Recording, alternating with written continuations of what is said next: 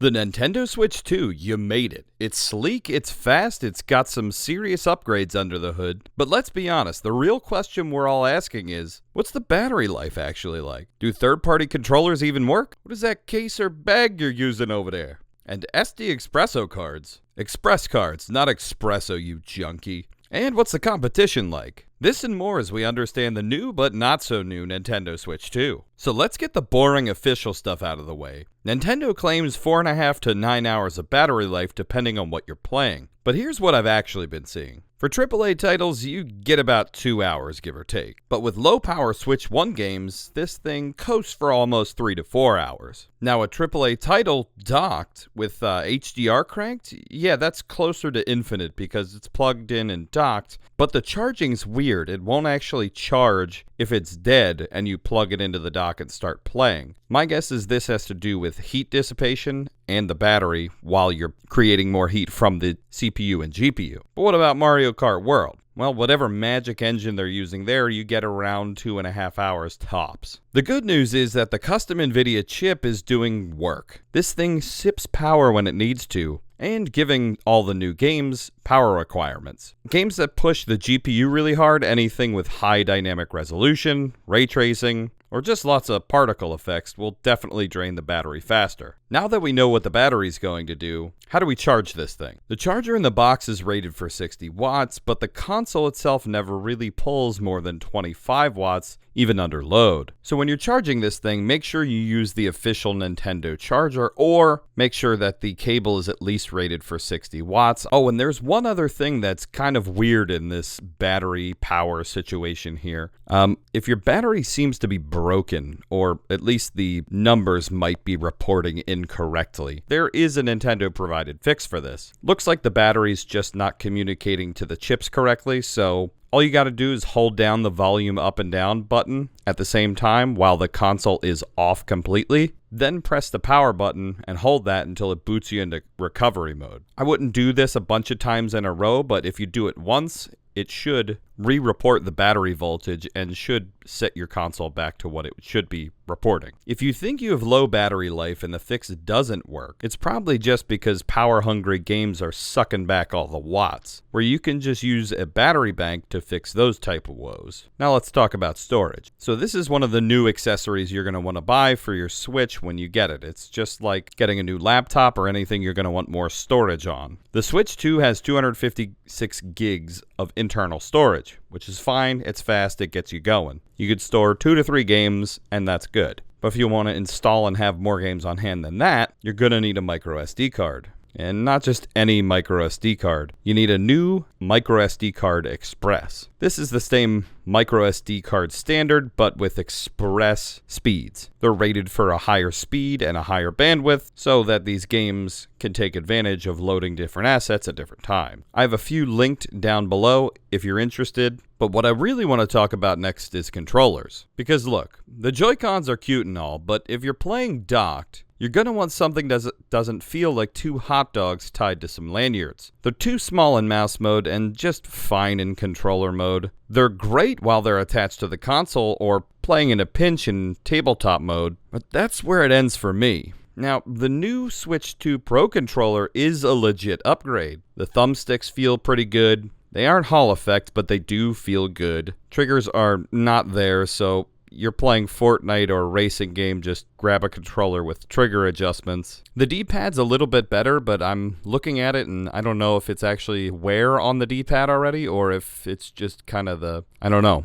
It looks a little worn already for some reason. But the diagonal inputs are good and accurate. And you've even got back paddles, which are fully remappable easily from the Switch quick menu. And hey, even a headphone jack, which I do like. The console only allows a few Bluetooth items at a time, so if you're using Bluetooth headphones and a controller, that's pretty much all it can be connected with. Now, if you're coming from the original Pro controller, good news, it still works. Bad news, it won't wake the console up, nor will any of the other third-party controllers. So, yes, you will still need to get off the couch, press the power button like some kind of little caveman. It's a small price to pay, which is $85. Yes, that's the new Switch 2 Pro controller price. Now, a few of the top controllers under $50 we tested worked, like the 8BitDo Ultimate 2 with a firmware update, the FlyDigi Vader 4 Pro, and the Gully Kit King Kong T2. No problem. Oh yeah, and the new GameCube controller actually works too, which it should. It's from Nintendo. And it's really quite a throwback. Playing Mario Kart like this reminds me of Double Dash, but it does smell a little bit different, much less fueled by Mountain Dew smell to it. But the catch is, if you got one of those third-party controllers that just barely worked with the original Switch, like you had to put a bunch of button combos in or anything, they're probably going to need like an update, or they just probably won't work. And for those of you trying the mouse mode, oh yeah, it's fine.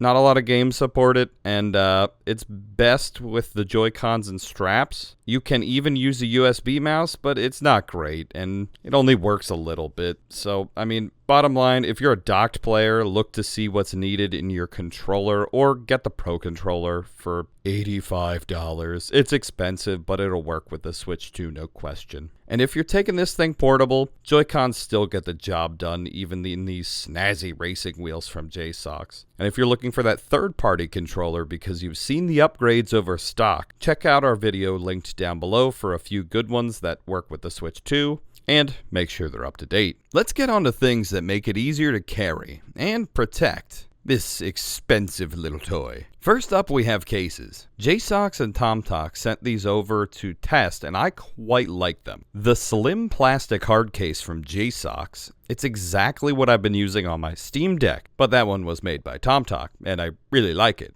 But this is the Switch 2 version, and I like that one. But I do wish the clasp was a little bit more tucked in. It's got a great plastic industrial feel and takes up the least amount of space, which I like. And as for padded slim cases, there's a bunch of options like these from JSOX, but I prefer the TomTalk because it's just enough to keep the Switch 2 protected, and you can throw your games in there, and it's got a little pillow to keep this thing straight. Now, I'd also recommend a screen protector like this one. Even though there's already a screen protector on the Switch 2, thank you Jerry Rig Everything, a little extra protection never hurt. So let's move up a little bit into the bags specifically designed for handhelds in mind. This one from TomTalk is spacious and plush, while offering enough space for controllers and the charger. It's got a great design with a strong handle on the top and a swappable strap.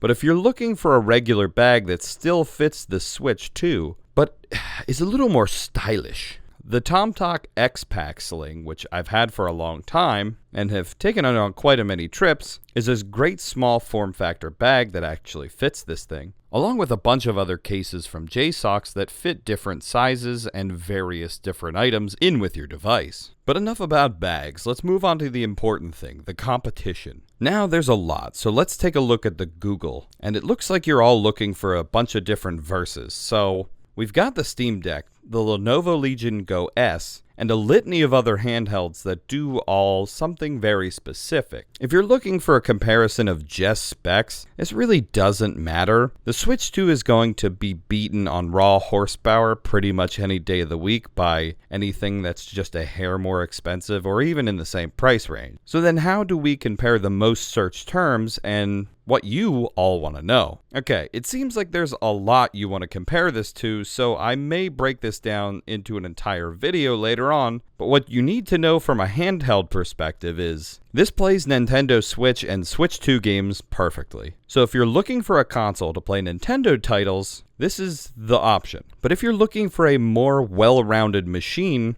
that you don't have to deal with the eShop for, look to the Steam Deck. If you have a Steam account with games on it already, it's a great start, and it's the reason why this machine has been picked up by so many PC gamers. And if you don't have a Steam account, you can always look into handhelds that have Windows on it, which you could put pretty much any game on there. And Windows runs in the Xbox universe, so I keep hearing everything's in Xbox, so picking up one of those won't be a problem either. Now, you do have to think about cost for these devices because they're basically laptops. And they're definitely going to blow the Switch 2 out of the water for power, but it does have access to the titles that matter. Whereas something like a Steam Deck is my pick because I've had my Steam library coming up almost on 20 years, and there's so many games. So then what's the verdict? The Switch 2 package is solid, smart, and way better than I expected. But only if you use it the right way, which is, I personally don't buy first-party items if you don't have to, like controllers.